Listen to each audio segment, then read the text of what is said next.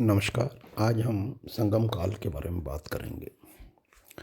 संगम काल यानी कि संगम युग। संगम शब्द प्राचीन तमिल शब्द संगमम अथवा संगम का संस्कृत रूप है, जिसका प्रयोग सामान्यतः गोष्ठी, परिषद एवं संस्थान आदि शब्दार्थों हेतु हुआ है।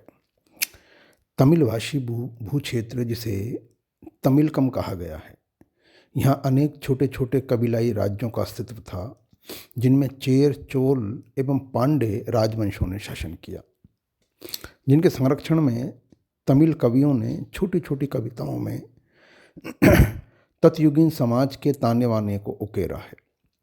इस साहित्यिक विवरण में अनेक महत्वपूर्ण व्यापारिक नगरों एवं केंद्रों की ऐतिहासिकता को ठोस पुरातात्विक आधार मिलता है।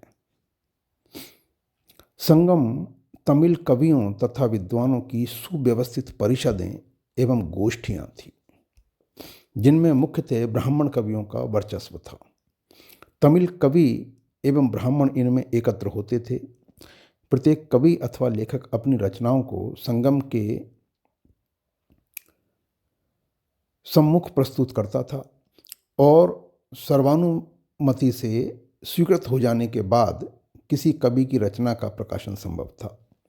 इन परिषदों अथवा संगमों का गठन अति प्राचीन समय से सर्वप्रथम पांड्य राज्यों के राज के संरक्षण में किया गया था, जिनका उद्देश्य तमिल प्रदेश के विद्वानों को विविध विषयों पर उत्कृष्ट काव्यमालाओं की समीक्षा, संकलन एवं संपादन करना था। संगम से संबद्ध बुद्धिजीवियों, सदस्यों, कवियों को पांड्य शासकगण ससम्मान समय के अनुकूल प्रचुर पारितोषिक भी प्रदान करते थे। संगम साहित्य से ये हमें ज्ञात होता है कि प्रतापी चोल शासक करिकाल ने एक ऐसे ही कवि को 16 लाख स्वर्ण मुद्राएं प्रदान की थी।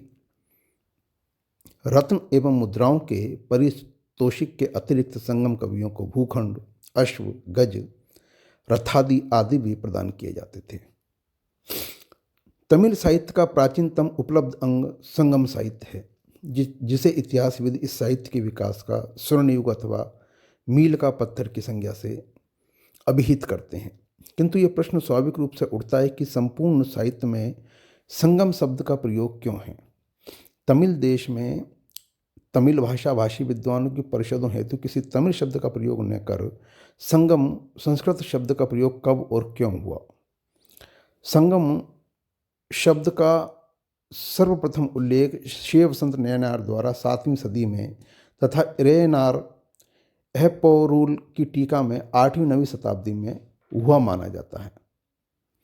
इतिहासकारों के अनुसार तमिलकम देश में बौद्ध तथा जैन भिक्षुओं द्वारा सर्वप्रथम मदुरा में मंडल अथवा सम्मेलन के रूप में उपस्थित तमिल कवियों के समूह को संगम कहा गया था। इससे पूर्व ऐसे समूह हेतु तमिल भाषा के तौगे, कूडल व अवयम जैसे शब्दों का प्रचलन प्राप्त होता है। तो इस तरह संगम साहित्य की रचना उस संगम काल में हुई और उस संगम काल के दौरान जितना भी साहित्य रचा गया या जितने भी संगम हुए, इस पूरे की पूरे जो काल है, इस काल को संगम काल कहा गया।